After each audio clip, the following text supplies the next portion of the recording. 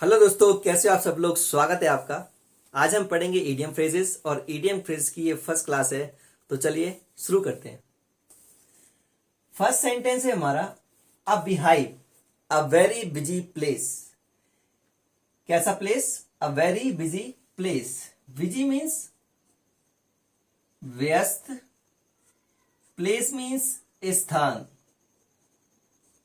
एक ऐसी जगह, एक ऐसा स्थान जो बहुत ही व्यस्त हो, उसको बोलते हैं अ बिहाइव। एग्जाम्पल, दिल्ली का चांदनी चौक वाला एरिया बहुत ही व्यस्त जगह है जहाँ पे लोगों का आवागमन ज्यादा हो और हमेशा व्यस्त रहे, हमेशा वो जगह भरी रहे लोगों से, तो उसको बोलते हैं अ बिहाइव।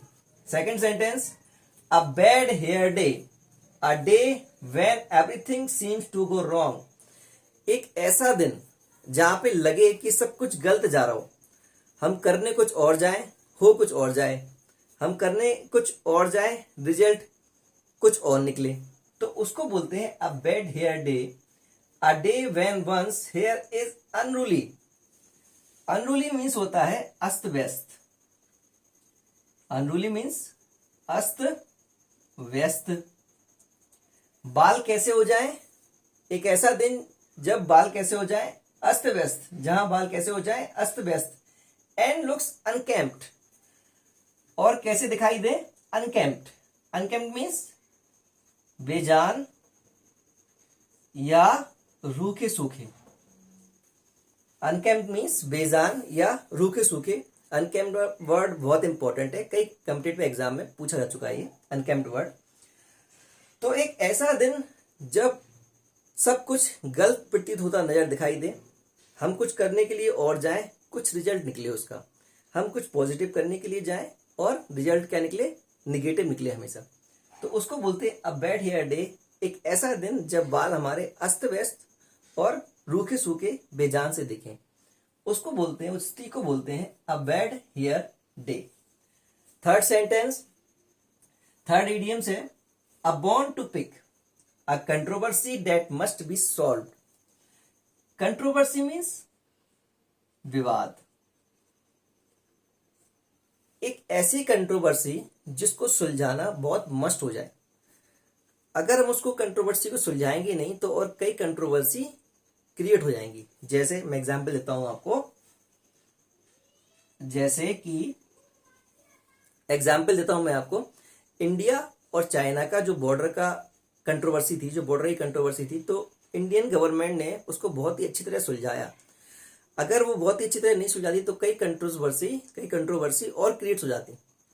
तो एक ऐसा विवाद, एक ऐसी कंट्रोवर्सी जिसको सुलझाना बहुत ही मस्ट हो जाए, उसको बोलते हैं अ बॉन्ड टू पिक। जैसे इंडिया चाइना का बॉर्डर की जो कंट्रोवर्सी हुई उसको। फोर्थ सेंटेंस है हमारा अ केक वॉक। फोर्थ सेंटेंस है, फोर्थ इडियम्स है a cake walk. Cake walk means an easy work. An easy work, कैसा वर्क? बिल्कुल सिंपल वर्क। देखिए, जब हम कोई नया काम करना स्टार्ट करते हैं तो हमें कुछ टाइम लगता है, कुछ समय लगता है।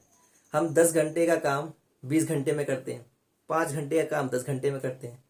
लेकिन जब हमें उस काम में एक्सपर्टीज आती है, जब हमें उस काम में एक्सपीरियंस आ जाता है, उस वर्क में हमें एक्सपीरियंस आ जाता है, तो हम जो 10 घंटे का काम है वो 5 घंटे में, और जो 5 घंटे का काम है वो 2 घंटे में कंप्लीट कर देते हैं। तो कैसा हो जाता है वो वर्क हमारे लिए? An easy work. बहुत ही सिंपल काम हो जाता है, बहुत ही बोले तो आसान कार्य हो जाता है। तो उस कंडीशन को, उस ईडियम को क्या बोलते हैं? अ केक वॉक। जब जो काम है बहुत आसान हो जाए उसको बोलते हैं हम लोग, उसको, उसका जो ईडियम्स है वो है a cake walk. Fifth sentence, fifth idioms है हमारा a chill to the heart, extreme fear. Extreme means अत्यधिक, अधिक या बहुत। अत्यधिक, अधिक या बहुत। फियर मीन्स डर। फियर मीन्स डर। देखिए एग्जाम्पल देता हूं मैं a chill to the heart का। कोरोना पीरियड में कई लोग ऐसे भी थे जिन्हें कोरोना की सिम्टम्स नहीं थे, जिन्हें कोरोना के सिम्टम्स भी नहीं थे और उनकी डेथ हो गई। तो जो कोरोना का डर था, जो कोरोना का उस टाइम का माहौल था, वो उनके दिमाग में और दिल में बैठ गया। तो वो डर के मारे ही, डर के कारण ही उनकी डेथ हो गई। तो जो डर दिल में बैठ जाए, बहुत अधिक हो जो डर, उसको बोलते हैं हम a chill to the heart. उसका इडियम्स क्या है? A chill to the heart, extreme fear. Example corona period का दिया मैंने आपको। कोरोना पीरियड में जो स्थितियां बनी, जो परिस्थितियां बनी, उनके बारे में डिस्कस किया हम लोगों ने। Sixth, a chip on one shoulder, a tendency to get angry quickly. Tendency means होता है प्रवृत्ति। टेंडेंसी मीन्स प्रवृत्ति। क्विकली जल्दी से या तुरंत। क्विकली जल्दी से या तुरंत। तो एक ऐसी प्रवृत्ति जल्दी से गुस्सा होने वाली प्रवृत्ति। कैसी प्रवृत्ति हो? जल्दी से गुस्सा होने वाली प्रवृत्ति हो, तो उसको बोलते हैं अ चिप ऑन वन शोल्डर। उसका जो इडियम्स है, जल्दी से गुस्सा होने वाली प्रवृत्ति का जो इडियम्स है, वो है अ chip on one shoulder.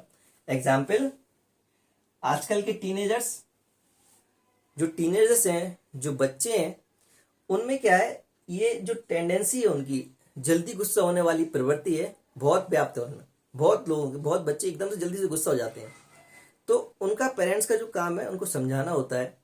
Parents को समझाएं और उनकी जो प्रवृत्ति उनको कम करें, टेंडेंसी को कम करें। आजकल टीनेजर्स में बहुत समस्या है, ये तुरंत गुस्सा हो जाते हैं। ठीक है दोस्तों, आगे बढ़ते हैं। सेवेंथ, अ close fisted person, stingy miserly.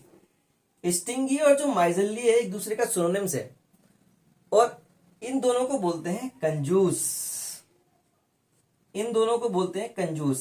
Stingy miserly means कंजूस। एग्जाम्पल देता हूं मैं आपको। देखिए, स्टिंगी और जो माइजरली है, वो इतना कंजूस के आप मतलब विश्वास भी नहीं कर सकते। एक एग्जाम्पल देता हूं मैं आपको।